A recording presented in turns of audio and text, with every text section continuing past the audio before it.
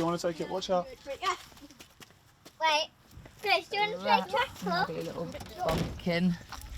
Isn't he gorgeous? Another day, another pit stop at English Heritage. This time, really great. Beeston Castle in Cheshire.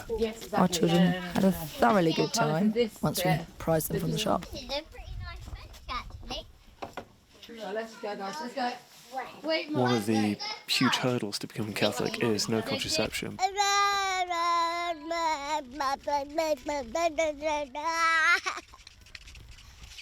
Part of the reason we do this channel is to show that while it is hard, it's not impossible.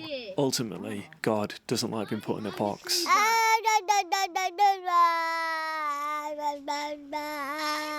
He doesn't like us being the planner, he's the planner. Because he's the best planner. I mean, I think there used to be a house here. I am a member of several divinely instituted organisations. One of them is commonly known as the Hot Water Police. The other one is the League of Shadows, getting rid of bad boyfriends. Another one I feel very strongly about is protecting the music by Vangelis. And he did this tune for Chariots of Fire. I think it's a gorgeous anthem for youth. Be stun careful.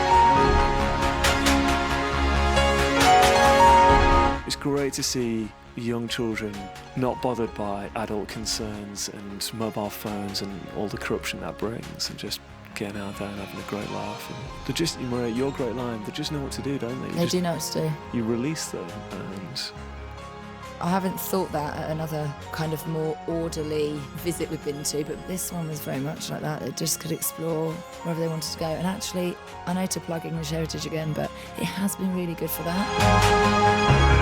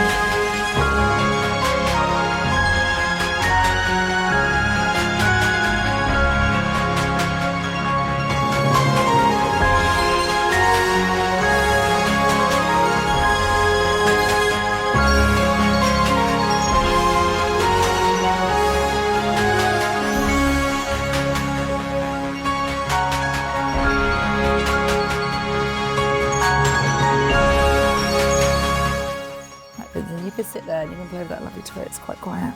Yes.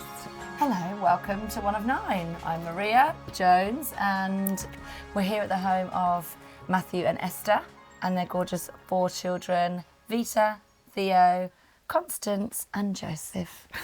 Baby Joseph. Esther, your girls are super glam. You're so gorgeous. Is this an Italian thing? To be honest, actually, it's more Matthew that buys all the clothes and decides what the girls wear. But do you think, Theo because as well. of your Italianness,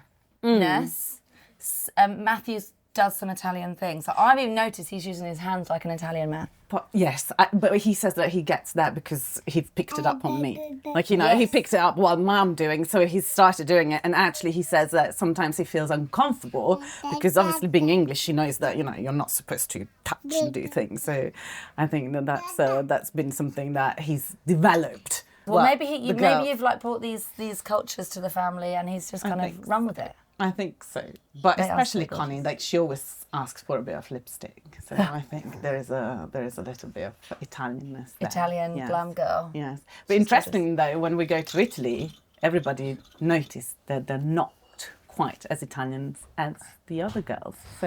So what would an Italian girl be like, do you think? I think they're a little bit more outgoing. Okay. I think their Englishness is a bit, they're just slightly a bit more reserved. So you can see that they might look Italian. There is something that it's like, they feel like, yes, you do look one of us, but there's that little pinch of Englishness that they still have. And yeah. They cross their legs to the side like little English ladies. So gorgeous. So Esther, you grew up in Italy in the kind of, well, when you grew up, I was trying to look up the stats, but the stats have changed so vastly over the last few decades of the Catholic percentage in Italy. So when you were growing up, maybe you were the only kind of like 5% of non-Catholics in Italy. And you've come to be like one of sort of the 5% of English people that are Catholic. It's my number. Maybe I should. But I was looking at the numbers, and actually now it's more like percentage of Catholics in Italy is something like 81%, something like that. That's surprising. Compared to, what are the other numbers I got? Croatia 83, England 9, which I thought wasn't so bad. All right. Actually, that's true. But are they just like practicing, or is it just exactly like a identifies as Catholic? Exactly. Maybe there's some sort of, and also I was looking at different stats and whatever, but still not as high as it was. Anyway, so you're growing up in a Catholic country. Yes, very Catholic. You weren't Catholic. No. And so do you have to be quite anti-Catholic then if you're going to not be Catholic? Because how can you do that when it's, and also like the whole expressiveness of the Catholic culture. Right, so very interestingly, not only I was raised not Catholic, my dad has always been studying and talking about how God doesn't exist. He was a full-on atheist and agnostic. He's always been very clear about all of that, and he had very long conversations with all of his friends and my friends as well, and loads of people thought that my dad had such a big charisma. He was such an amazing man, and he always talked about the fact that God doesn't exist, that friendships is not something that you should, that it's not important. And just friendships with other people. He had loads of friends, but he's always been like a very materialistic person. Like, it was all about what you can see, what's in the present, what's not in the present, like, here, material, and God doesn't exist, and you're on your own. Except that obviously it was like, he always said to us, like, we're a tribe. I'm an only child, so it was like me, my mum and my dad, and it was the three of us. And you rely on the three of us, and that's it. Don't trust the others, and be careful. But on the other hand, as I said, every time, like our house, we always had people coming and going, and Dad will like talk with those people, both my friends and their friends, all night long, and talk about all the things that he read. But he was a really strong anti-Catholic man, and I was brought up as a anti-Catholic, even if my dad's uncle was a priest. And so did your dad start this off? So he was brought up Catholic as well? Yes, maybe. He was brought up Catholic. But then I think it was part of like, the 60s, and I think they might have... Okay. Sorry, thank you. I think that's probably Amazon. Sorry. Mamma, lascialo lì lui. Non ci penso proprio. Ok. Vuoi una mano? Aspetta. No, amore, prendilo dal davanti. Vita, prendilo dal davanti. Anyway, so yes, very charismatic. Do you say charismatic? Like my father. Loads of charisma, loads of personality. So long time like chatting with everybody. But I remember so clearly that my first day of primary school, obviously, like in all the Italian classrooms, in any state school everywhere, you would have a crucifix in each single room above the door. And I remember my dad, I came back home and I said, well, they made us pray. And, I've noticed that there is a crucifix in the room. And the day after, Dad went and spoke to the head teacher and said, that needs to go. My daughter can't sit in a room with a crucifix and she's not allowed to say the prayers. This is a state school, needs to be completely non-religious. So I remember that very clearly. Did they take it? And they did. They took the crucifix down? Yes, I think so. Or at least I don't remember then developing in anything bigger. So I think, he put a stop straight away. But strangely enough, I always felt a bit uncomfortable not being Catholic because everybody else around me was Catholic, and loads of the activities, day-to-day activities were led by the churches, because there are churches in each corner of the city. There are so many. It's beautiful, all the bells and everything. And obviously I've never done the Scouts. I've never done... So were the Scouts in Italy? Yes. Catholic Scouts? Yes. And they were on the side of the church. So that's why, it's an activity that is organised by the church, or the summer camp. And I've never been... Processions. Holy Communion. Everywhere. Confirmation, all of that. And I always felt like, a bit uncomfortable not being part of those things. On the other hand, though, when I grew up and I became a teenager, I felt like, yes, I'm the cool kid, that I'm not like you, I'm not Catholic like you, which is really strange now, because I thought about it when I converted. It's been a process as well throughout my whole life, feeling I'm part of this group, but I'm not part of this group. Do I want to be part of this group or part of that? So anyway, and it's so interesting, even being not Catholic, but because I've grown up in a Catholic country and in a Catholic tradition, I've never eat any meat on Fridays, ever. Wow. Because mum also has been raised as a Catholic, and her family was very much Catholic. My grandpa, mum's dad, was one of the secretary of the Catholic political party, and he ran loads of charities for the families from the war that lost their fathers and stuff like that. But mum and her dad had a really conflictual relationship. So it was, mum always said, I don't want to be like my dad or something like that. And he died when mum was really young. So because she obviously grew up in a very Catholic environment herself, we never had meat on Fridays. We celebrated, obviously, not obviously, but all the saints, the patron saints of the city. We would celebrate with the nice... Christmas as well? Christmas, yes, and Easter. And I remember my mum telling me about, Holy Friday. Good Friday. Good Friday. 3:00, mum would just stop, because that's how she grew up. You stop, you don't do anything at 3:00, and it's a moment. And then I don't know, the fact that I don't even know why we talked about that, because obviously back in the days, but I remember that she was telling me that you would never eat the Eucharist, you chew the Eucharist, because obviously it's the body of Christ, so you're not meant to chew it. And she always told me that story, and it stuck with me strangely. But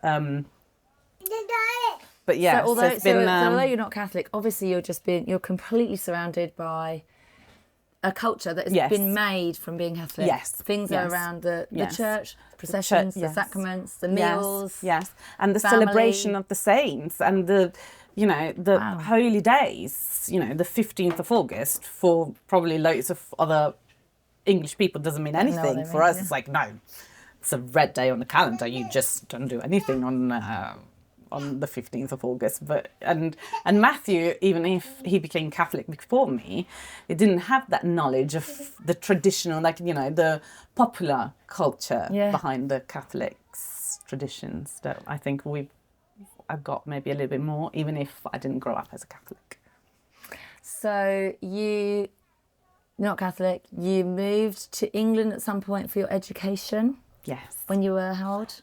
So I was 25, so I finished my master's at uni in Bologna, and I was a little bit lost, which I think it's interesting as well, but anyway. And I didn't know exactly where to go next. So I've sort of exhausted all of the European internships that the university will offer you. And I was in a sitting room with Mum and her friend and a couple of my friends. And Mum's friend, she started the Waldorf, the Steiner School in Bologna. And she said to Mum, well, to all of us, she was like, why don't you go to this Steiner college in England? And I was like, so just like, you know, so that you can think about what you want to do and meditate and reflect on what's your next steps in life. I was like, well, you know, that sounds good. So almost retreat-like? Yes. For a year or 2 years or something? For 6 months. For 6 months. And I remember even then, so my dad died not long after that, but I remember at the time that Dad was like, oh, be careful going at this Steiner school because it's a religion and, you know, it's not good for you. It's yet another doctrine and you need to be careful because they will try to make you become one of them and, you know. And I remember sorry, I'm going back to Dad, which... Yes, it is really big. He was, and he is still, a big figure in my life, obviously. But he always said to me, like, you know, be very careful about religious people because they just want to indoctrinate you, and you know, it's not good. You need to be able to discern from them. And I grew up with that bit scared, and obviously, you know, being told that by your father is quite strong. Anyway, so. Decided to go to the Steiner School, yes, when I was 25, just 6 months. And again, actually, I did think about the Steiner School because it is a philosophy and I'm not a very reflective and I don't put much thought about the thinking. And I was a bit scared about, oh my goodness me, they're going to ask me to do loads of thinking and loads of philosophy and loads of like inner... knowledge, and I was like, oh, and I didn't want to go to England, and I didn't speak. Well, I studied English since I don't know primary school, secondary school definitely, but my English was really, really poor, and so anyway, so I arrived at this beautiful college in East Sussex, and I settled in on a Sunday evening. And then on the Monday morning, we were all meeting in all there. Communal room or whatever. Yes, in a communal room. And I remember there was like a choir. And then at 9 o'clock, this young man steps in and starts directing the choir. And I looked at him and I was like, wow.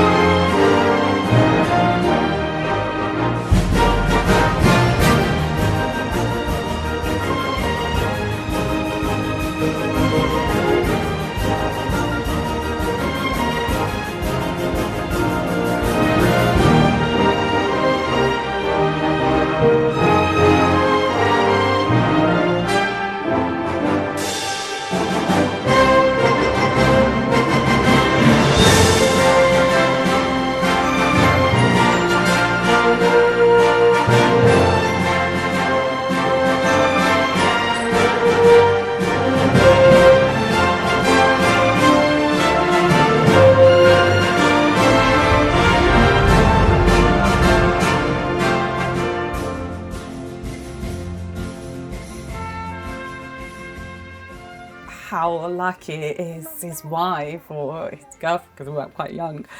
And I thought, surely he's got someone like, very thoughtful, very philosophical, with long plaited hair and with all put together. Was it a bit hippie down there? Oh, a bit yeah, platty and organic. Yes, very organic, biodynamic.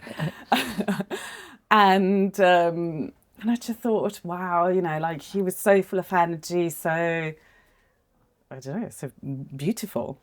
Anyway, turns out that he also noticed me, and then I was talking to the director of the college, and I was asking more about this Steiner philosophy and things, and obviously I didn't understand, well, not obviously, but I just wanted to know more, and I didn't understand very much what was going on.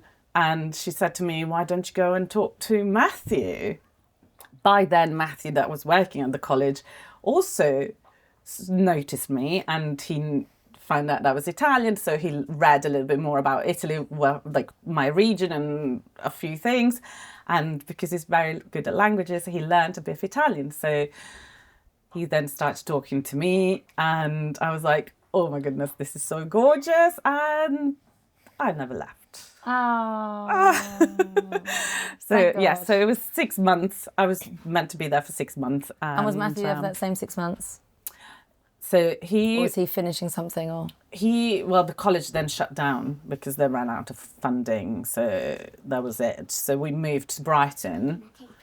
And at this point, you're in a relationship, not married. No. Just doing the thing. No, that young exactly. people do, living together, working. Yes. A young professional couple. Well, yes. Yes.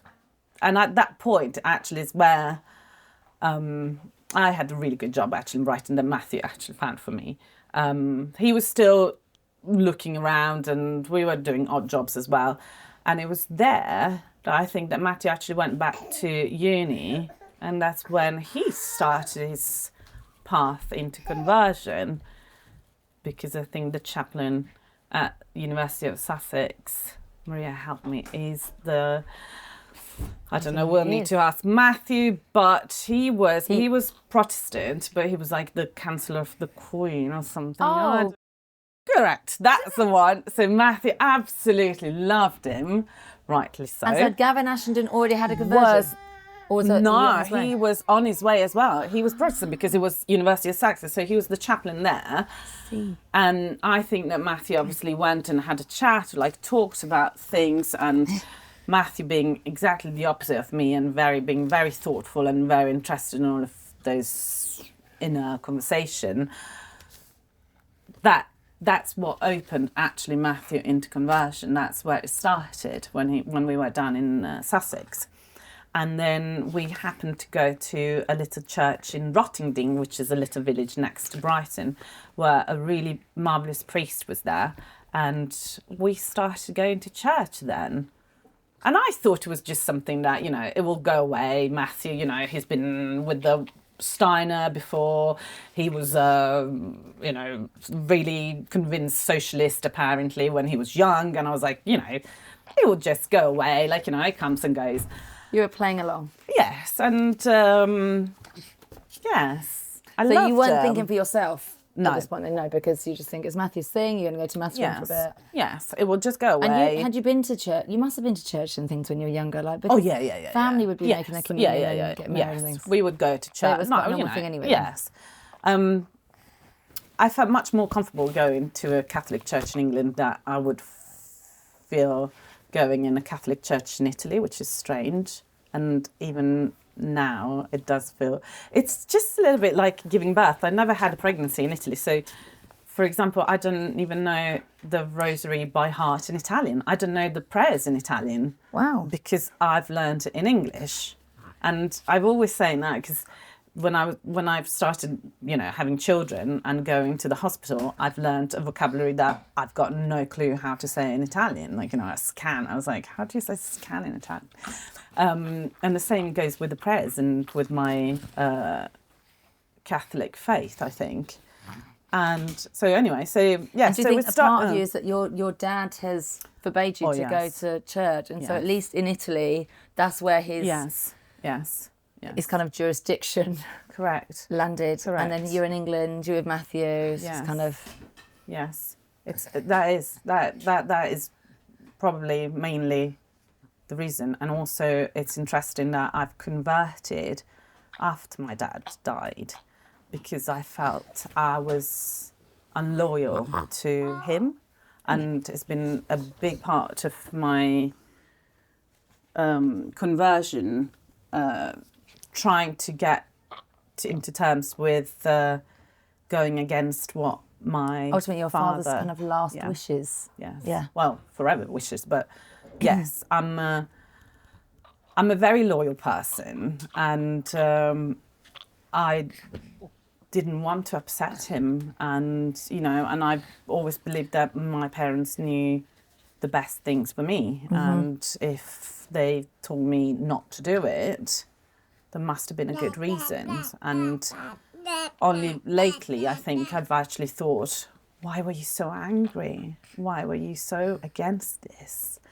And I think when he died, and lately, I think the last 10 years, I know I was away, I was in England, but I saw him, like probably when you're young and you're like, so it's all material and God doesn't exist and it's all about, the real things. Maybe when you're young, you can play that in a way that you can turn it a bit more positive. But I think when you're getting older, I saw that becoming anger and resentment and detachment from everything, and just feel like, and I thought that's not nice. It's really not. It was actually bad. And when he died, he was so angry, and it was like there was nothing. Nothing. It's just like, what's that? Like, and I think that made me realise, do you know what? Maybe he obviously he loved me, but I don't think he got that aspect of his life sorted. And now it took me a long time to get into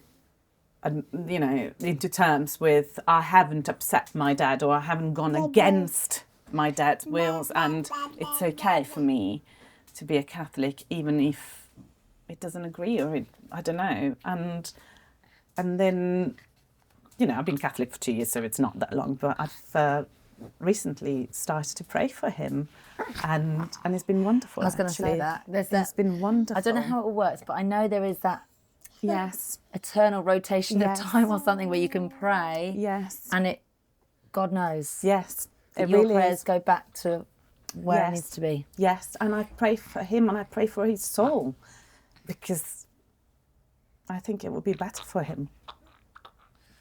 Yeah. Oh, Esther. Sorry. We didn't discuss this before. No, sorry. So it's been a journey, but I don't know. Yeah, so England was then with, your opportunity to make that jump then. Yes, Even and if Matthew, it was just easier. Yes, And Matthew. and Matthew has been, the So, not so just only Matthew, 2 but, yeah. years ago was your conversion. Yes.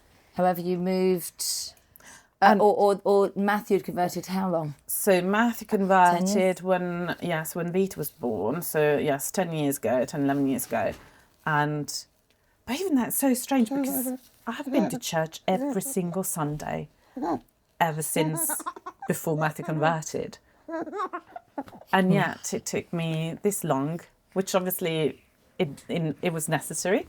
And it was so beautiful. was that time just thinking, not yet, Yes, not yet. getting your head around it? Yes. And did you think maybe you'd ever convert? Did you think, I could do that one day, but not now? Or did you think, no, I think that's just going to be your thing, Matthew. I'll just... Yeah, I was like, why do I need to? I can come to church. Yeah.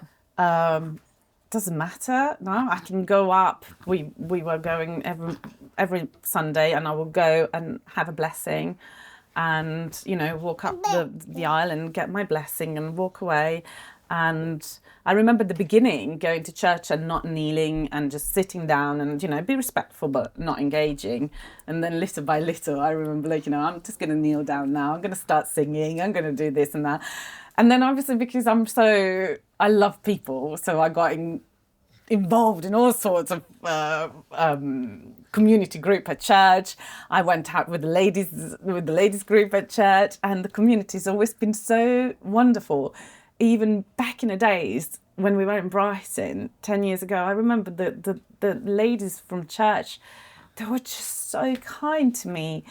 And obviously now I'm looking back and I'm realising that it's a common trait of Catholic women, being just so welcoming, so open, so supportive. And I didn't say, but we did get married down in Brighton as well, in a Catholic church. We had a mixed marriage, by the way. But So yes. you hadn't also been baptised? No. Which again, back in Italy, mixed feeling about that as well. Sometimes I was really proud of the fact that I was different and I wasn't baptised because my parents didn't. On the other hand, obviously I felt like, oh, I wish I could have been baptised and do the things like everyone else does. Yeah. Because I'm not a rebel, so I can't really stand being different. Maybe I am, but I don't. But then when you were just put in that position, then you kind of went with it at some point and thought, it's cool, okay, I'm different, there we go. Yes, but I think like, again, like when you're like in your late, when you're like a teenager, maybe you can get You're that. a different person, is what I'd like to think. But yes. So, but you are the same person, obviously, and we are sorry, there is responsible a for all the things you've done. baby parked in front of the door. Can I just... Yeah, go. Can I bust husband cover? You. So what changed then? How did you then make that leap? Because I can imagine you, because although you are, you're saying you're not a rebel, you're calm, you're not necessarily even like deeply thoughtful in things, but you're cracking on, but you're still an Italian woman and you're probably quite sure about yourself in terms of what you decided. And that's Matthew's thing. Yeah. Here I am. Yeah. Or just, that's your decision.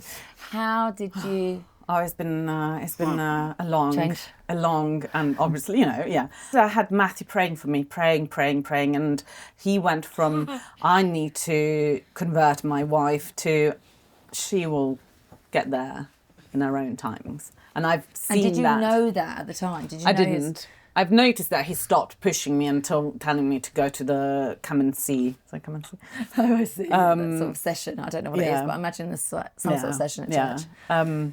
I didn't know the plan inside him, but he stopped telling me and he started praying for me quietly. And I didn't know any of that. But I've noticed that he stopped and I was like, oh, finally got out of my case. I can finally be myself. I don't need to be part of this. I can just show up.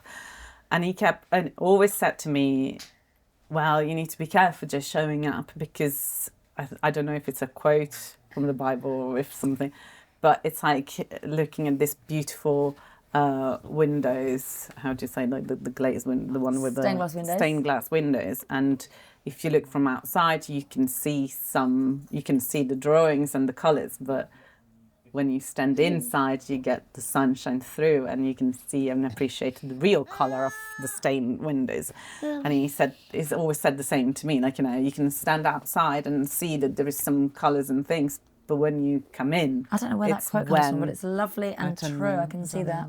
Ask him. By then, we moved to Nuneaton, and we were in this church, Our Lady of the Angels, and there was a priest there, Father Simon, which was super approachable. Like the way that he conducted mass with the incense, with all the beautiful clothes, and with the reverence that actually it was hard to find in Italy even, and that's also why it played with me, the fact the Italian Catholicism.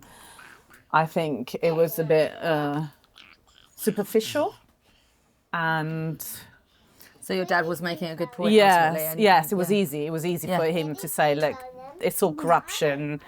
They don't really care. It's just this look, like, obviously we had like religious hours at school, and the priest that was there was always like, wearing normal clothes and being very superficial about it all. And so when I found someone, Father Simon, that was so grounded, correct, sincere, grounded. He spoke. My baby always. I love hearing your stories. Why don't you go and tell Connie outside? Yeah, go on. And again, the community there, all the ladies there were absolutely phenomenal with me. Like, you know, I remember they always said to me, "We're praying for you." And I was like, "What are you praying for me?" "We're praying for you." And I didn't know. And there were like there was a sister there, Sister Jacinta. There was, I don't know, she just looked at me and she would just like, you know, say the right thing at the right time. She would always say, "I'm praying for you." And I was like, "All right, okay." Then I had a friend from our old village, actually, and he's an Irish cradle Catholic, and she's converted, and they're both doctors. So I thought, like, you know, surely you can't mess around with doctors. They know if something is real or is not, because, you know, it's all about, like, is it real? And she converted the year before I met her or something like that. And I always said to her, "Oh, come on, tell me, how did you give up? How did you give up?" And Give up what? Give yeah, up believing give in up- silence or yes, something. How did you surrender to this? To, you know, yeah, God exists, and you praying, and you telling me that you praying for me again, and, you know, leave it in God's hands. And I was like, whoa, no. Tell me more about that. And we were talking about, and we had dinner parties, and we met often, and I really respected those people. And it was just Matthew being Matthew, and, you know, he will change very soon. And I remember one evening in the car, she said to me, "Esther, you can ask all the questions you want, and you might find all the answer, you might not find the answer, but there is something called a leap of faith. You might need to take this leap of faith." And, you know, and she was saying, you know, and I was like, "What does that mean?" She said, "You know, it's like when you're doing the exercise that you let yourself go and you fall on someone else behind you. and you just need to do it." Don't And know I was for like, certain they're going to catch you. and I was like, no, not me. I need to know what's happening there. No. And then I thought about it, and also, wait, because she also has a mother that's a little bit like my mum as well, like, you know, reluctant, super, like, you know, I'm sure that if I say to my mum, you know, I'm turning Buddhist, she will like, yes, obviously everybody's Buddhist. Yeah, I can embrace that. But, you know, Catholic, no, they're evil. Like, no, they're like, oh no, skeptical. And she had the same with her mum, and her mum was quite disappointed by her converting Catholic. And I thought, she did it. And, you know, as I said, she's intelligent, and I valued her. So that, Father Simon, then in all of this, Matthew obviously did his own path, and he became more and more part of the Opus Dei community, congregation, anyway, movement. And he started to go to retreats, men's retreats, every now and again. And I can see him coming back from those retreats completely changed, another man. He would just be bringing peace and more inner wisdom into our daily life. And he would say to me, I can't remember anything specific, but I can just say that, like, you know, he would go away for 2 days, and I would obviously be broken with the children going around on my own. And then he comes back home, and even coming back home, and me being a bit broken, but he would lift me up, and he would say something to all of us, to me, to the children, that, wow, like, you know, I don't know, that just... He was ultimately like the spiritual leader in the family, and he's guiding his family, and when it works, when it goes well, then that's what it looks like. Yes, exactly. You feel guided and supported and uplifted, and he brings back a little bit more, like, you know, bread, and I don't know, like, just food for our souls. Yeah. And I thought, okay, you know, it is a bit stretched for our family for you to go away for all of that, but there is something more that you bring in home. Yeah. And after a few years, he convinced me to go. He was like, right, listen, Esther, why don't you go for one of those weekends? I'm not Catholic. I'm looking always, like, you know, from the ajar door. And he goes like, listen, just go to one of those retreats. They've got gorgeous food. It's a beautiful countryside. The worst case scenario, you can just stay in your bedroom, stay in your room with a book. You read your book, and that's it. And you come back 2 days afterward, and you can just sleep over and, you know, have a bit of rest. So I remember going up to, it's like near Manchester at Thornycroft, and it was a drive for me to go up. Okay. Going into retreat mode. I'm going somewhere.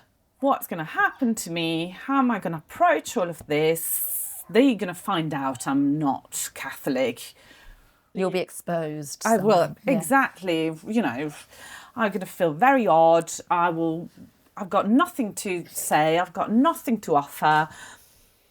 Why am I doing this again? Why would Matthew do this to me again? But anyway, keep going.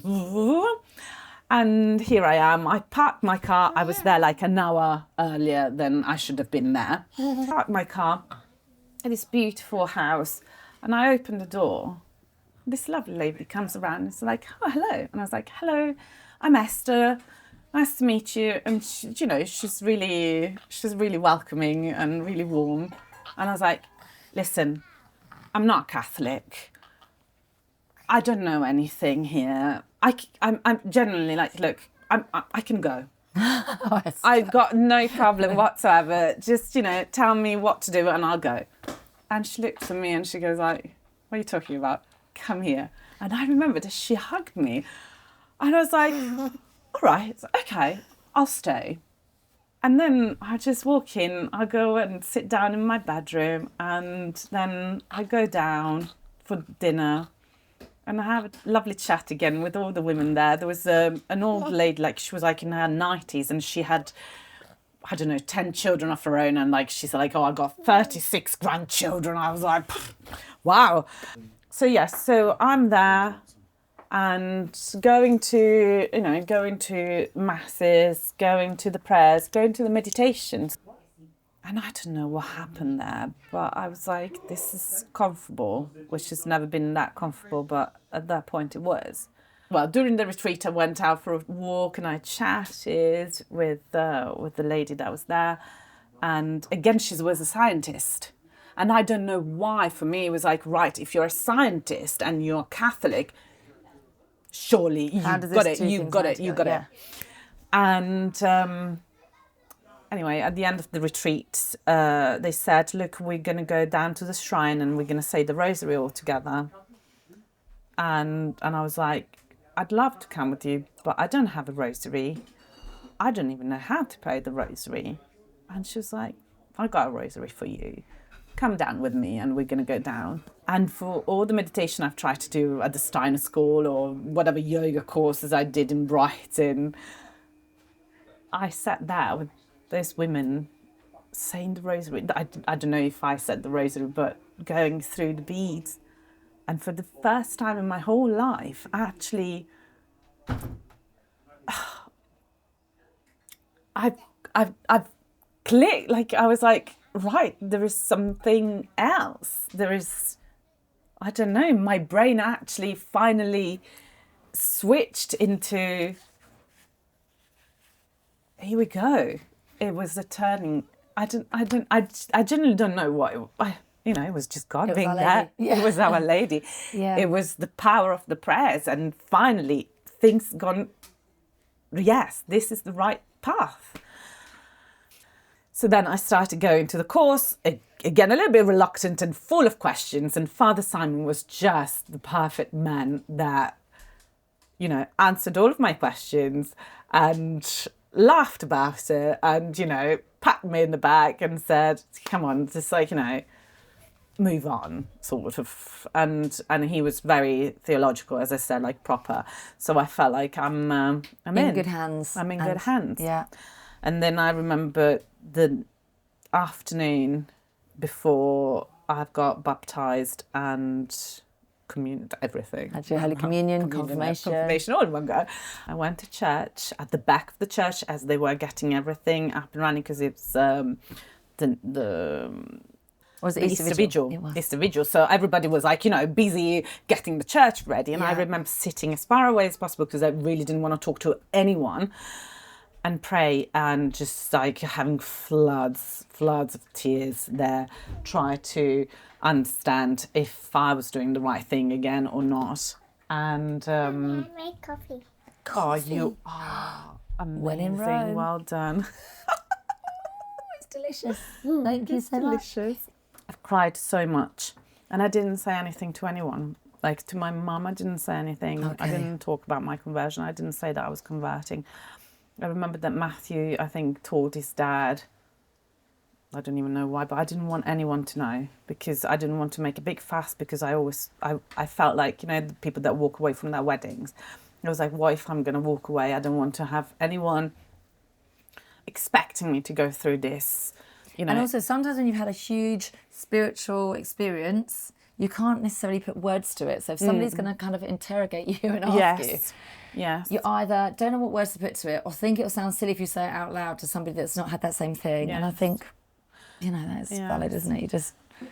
And Brigitte, the lady from the retreat, always said to me, you are that. She told me that later, but you got this little sprout that's coming out, and you need to treasure it, and you need to protect it. So anyway, so I did it, and it was gorgeous again. It was absolutely phenomenal, and I had my godmother looking after me from Italy, because again I've made my mind up a bit too late. So she went to Italy to see her family for Easter, but she was watching on the camera, and she was praying for me, and Matthew was there with me, and I remember him putting his hands on me, and I had to choose the saint's name, and I was just like, Mary, I'm Maria. That's the only one I can think of. That's what I'm aiming and I'm looking up at. So here we go. Thank God. It is. It really is. So you had 3 out of the 4 children even by that time they were there at the vigil. It's 2 years. 2 years ago. Yes. Connie was there too. Connie. Oh yeah. I'm a toddler Catholic. Yeah. With your sprout that's looking like your flowers. Yes. It's all gorgeous and blossomed and... Yes, and toddlering around, obviously I don't know anything still, and I feel like, oh my goodness me, what am I doing here, what? One of my short-lived ideas before the summer holidays was there's a hill nearby where quite a lot of the families live, and it was those late summer nights, and we would meet up with some of the families and just take them up to the top of this hill, and it was the most lovely scenes, Maria. I think that's it, isn't it? Getting outside. And actually, in our very first video that we did, it was just about going outside. One of my kind of recurring, I won't call it a nightmare, but it's running out. Like their lovely childhood and how they are is not going to last forever. And while it's here, I think it's on us as parents just to get them out. And I think you won't like if I say embrace the childhood. Embracing nature and the childhood and all of that, and then they can just be children.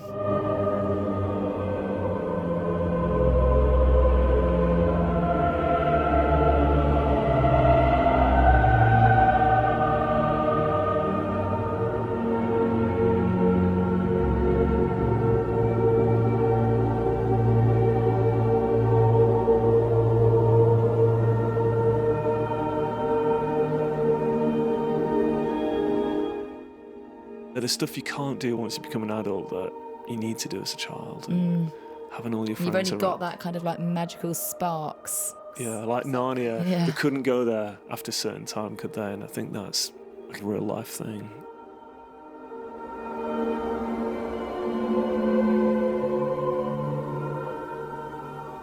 Yes. Once you really finally make that leap, well, that's what I find that people say. That they're like, actually, this now. Well, Yes. Could you identify anything as being your big change in priorities? Yes. So priorities have changed, but Matthew's priorities has always been quite clear, definitely clearer than mine. And Matthew, he said, I just want to teach in a Catholic school. And actually, I remember when we got married that you need to, you Part of the say, dispensation. correct, Yes. that you will raise your children Catholic. I was like, that's how we're going to adjust that. And I knew that he wanted to do it. I was like, okay. Again, somehow I knew that he was right. But I was like, anyway, felt like it was that important. And then when we travel down to Italy, we usually go in the car. And obviously it's a long journey, like, 12-hour journey. What we've been listening to in the last few years is the life of the saints for the whole journey. And that's just beautiful. And Vita, our eldest, especially, she's always been very, very fond of the life of the saints. She's always been talking and reading about the lives of the saints. Seeing Vita so absorbed and so deeply connected to the books that she was reading, to St. Clare, to St. Lucy, and talking about them as, like, friends. I was like, right. And we never had TV, so that's what she would talk about, the saints and her religious life, and even Theo. And I thought, right, the children needs to be, Their little sprouts we need to need, be protected yes, I need nurtured. to, correct, and I need to water that, and I need to give that more strength and make sure that that stays with them. Yes, you protect, but you also need to make sure that they get loads of lovely nutriments. So Yeah, not just surviving, but thriving. correct, but thriving. Yeah. Yes, I'm not a natural homeschooler. I've never even thought about it before Regina Celli, and it's hard. It's hard. Yeah. And we had a conversation with Matthew, and we were at that point in our lives where we said, look, we've got our lovely house, we live in a lovely village, with the children are going to a lovely school, the church is a lovely church, a bit far, but we're cruising through life. We're cruising. And Vita's 10, so the cruise is going to probably have a little bit of a detour very soon as Vita reaches pre-teenager. Yeah. So what's going to happen? Obviously, Matthew being a teacher, he knows what That looks happens. like. Yeah. And I think he's seen a lot, and he knew where our cruise had to stop. Cruising through life was not going to get us anywhere. We needed to change something. And I think last year, in a beginning of, 2024, and 2023, 24, we said, right, we need to change something. We need to upgrade. We need to face that is going to get more difficult. And if we're going to keep doing this cruising things, we're not going to survive. We're going to sink down. The children are going to struggle, especially Vita, being like, it's too easy to get caught in the social media into the nastiness of what's environment out there. secondary schools. Yes, yes. So Matthew already known Regina Celli from, I think, when it started, because he saw an advert on the Herald, Catholic Herald or something, and he came down to the open day, and he came back home and he said, "We're going to do that. We are going to go to Regina Celli, and we're going to move down there, and we're going homeschooling." And I was like, "Excuse me, what?" "I am not going to homeschool." I said to him, "You are a teacher, you're going to homeschool. I'm okay to move. I'm actually very happy to move, because I felt like I needed a That was you were community ready for that one. myself." Yes. I thought, you know what? Sounds like I can definitely do with the community bit, which I don't even know if he mentioned it at the time, but I had the feeling that there must have been something else there.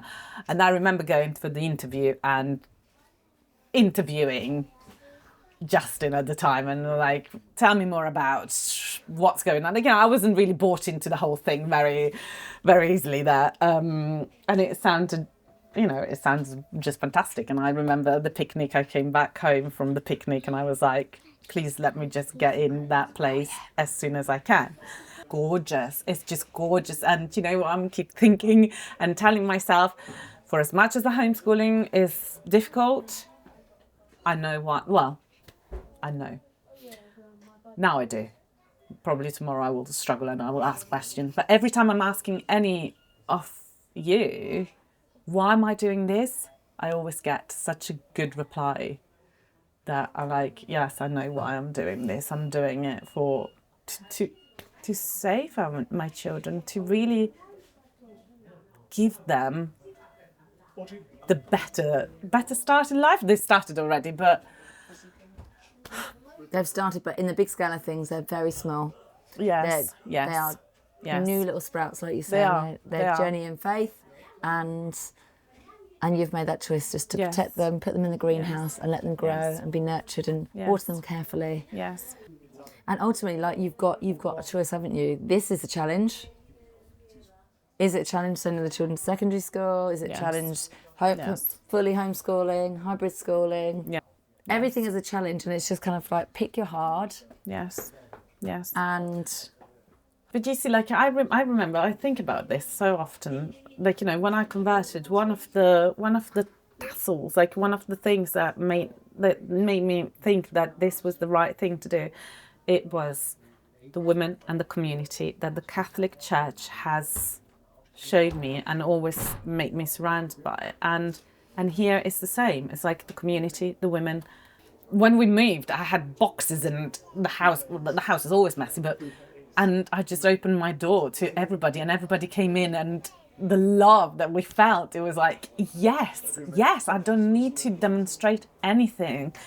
And here I am, like, you know, that's how I am. This is my broken family. You know, I remember when we got the house and I started crying at school and I didn't even know you. Like, you know, all the people that were around me, I didn't really know you because I didn't do the commuting.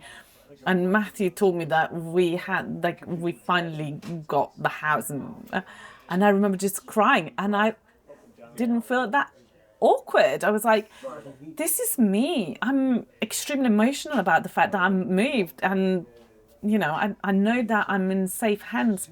Feels That like is it. I see what you mean with the Catholic women. You go somewhere, it's almost just like another old friend. You just met someone. Yes, and we can talk about. That's another thing that actually I found myself wonderful, is that finally I can talk about things that are not. That's why the football teams are. Or like, you know, superfluous, and we can go superficial, and we can just go down and talk about the real struggles, the real wonder of motherhood, the wonder of Mary, the wonder of Jesus in our lives, which is, it's fantastic. Yeah. And that is it, Esther. Esther, thank you so much for being such a gorgeous mum and wife and friend. Thank you. And for taking that leap of faith. And thank you for sharing your story with us. Please do keep Esther and her family in your prayers. And thank you for all your support for the channel. Please do consider donating to our work so we can continue. And God bless you. Liftoff will start in T-minus 10 seconds. 10, 9, 8, 7, 6, 5, 4, 3, 2, 1. We have